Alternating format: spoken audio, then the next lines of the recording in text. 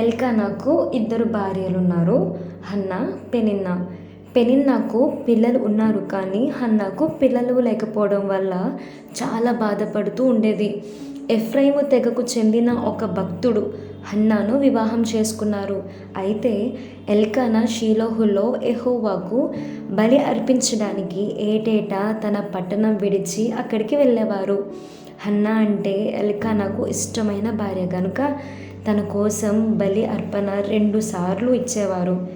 ఎల్కానా హన్నాని ఎక్కువ ప్రేమించడం వల్ల పెనిన్నాకు కోపం వచ్చేది.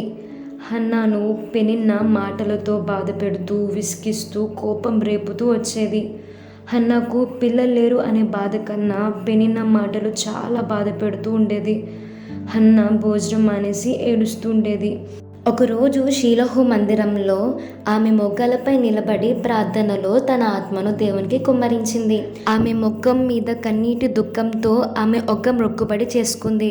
సైన్యముల అధిపతియగు యెహోవా, మీరు నా బాధను చూసి నాకు కొడుకును దయచేస్తే అతని జీవితకాలమంతా నేను వానిని నీకు అప్పగిస్తాను.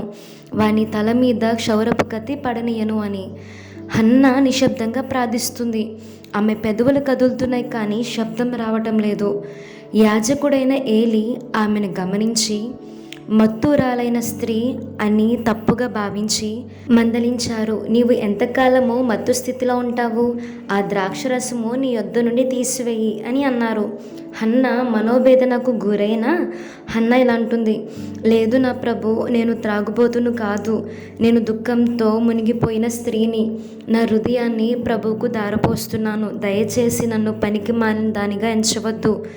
తన తప్పు తెలుసుకున్న ఏలీ, ఇశ్రాయేలు దేవునితో నీవు చేసుకున్న మనవి ఆయన దయచేయును గాక అని ఆమెతో చెప్పాను. ప్రభువు హన్నా ప్రార్థనకు సమాధానం ఇచ్చారు మరియు ఆమె గర్భము ధరించి ఒక కుమారునికి జన్మ ఇచ్చింది. ఆమె అతనికి సమూయేలు అని పేరు పెట్టింది. దేవుడు గొడ్రాలు అనే భారాన్ని తీసినందున ఆమె దుఃఖం ఆనందంగా మారింది. సమూయేలు 3 సంవత్సరాల వయసులో ఉన్నప్పుడు హన్నా తన కుమారుడిపై గాఢమైన ప్రేమ ఉన్నప్పటికీ దేవునికి చేసిన మొక్కుబడి తీర్చేందుకు సిద్ధపడింది. ఆమె చేసిన వాగ్దానానికి ఆమె కట్టుబడి ఉంది. ఎల్కానా తన నిర్ణయానికి మద్దతు చెప్పారు. అతడు ఇంకా చిన్నవాడై ఉండగా ఆమె సమూయేలుని ప్రధాన యాజకుడైన ఏలీకి అప్పగించింది. నా ఏలినవాడా, ప్రాణముతోడు నీ యొద్ద నిలిచి యెహోవాకు ప్రార్థన చేసిన స్త్రీని నేనే.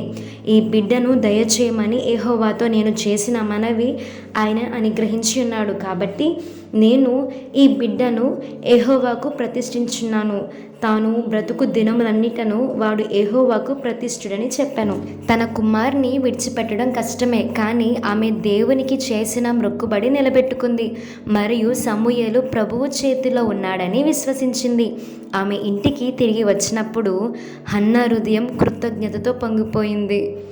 దేవునికి కృతజ్ఞత స్తుతులు చెల్లించింది. యెహోవా వంటి పరిశుద్ధుడు ఒక్కడునూ లేడు, నీవు తప్ప మరి ఏ దేవుడునూ లేడు, మరియు నా దుఃఖాన్ని ఆనందంగా మార్చగల గొప్ప సామర్థ్యం గలవాడవు అని దేవుణ్ణి సంతోషంగా కీర్తించింది. ఎల్కానా మరియు హన్నా ప్రతి సంవత్సరం షీలోకు వెళ్ళినప్పుడు ఆమె సమూయేలుకు తన కుట్టిన చిన్ని వస్త్రం అతనికి తీసుకుని వచ్చేది. ఏలీ ఎల్కానా మరియు హన్నలను ఆశీర్వదించి ప్రభువు వారికి ఎక్కువ మంది పిల్లలను అనుగ్రహించమని ప్రార్థించారు. దేవుడు హన్నాను దర్శింపగా ఆమె గర్భవతియే 3 కుమారులను 2 కుమార్తెలను కనెను. అయితే బాలుడగు సమూయేలు యెహోవా సన్నిధి నుండి ఎదుగుచూ ఉండెను.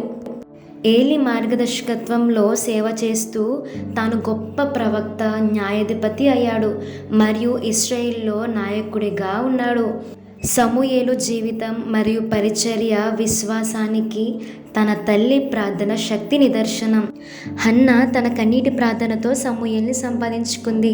అలాగే మనం చేసే కన్నీటి ప్రార్థనతో దేవుని కార్యాలు చూడొచ్చు అని ఈ కథ ద్వారా మీరు తెలుసుకున్నారని అనుకుంటున్నాను.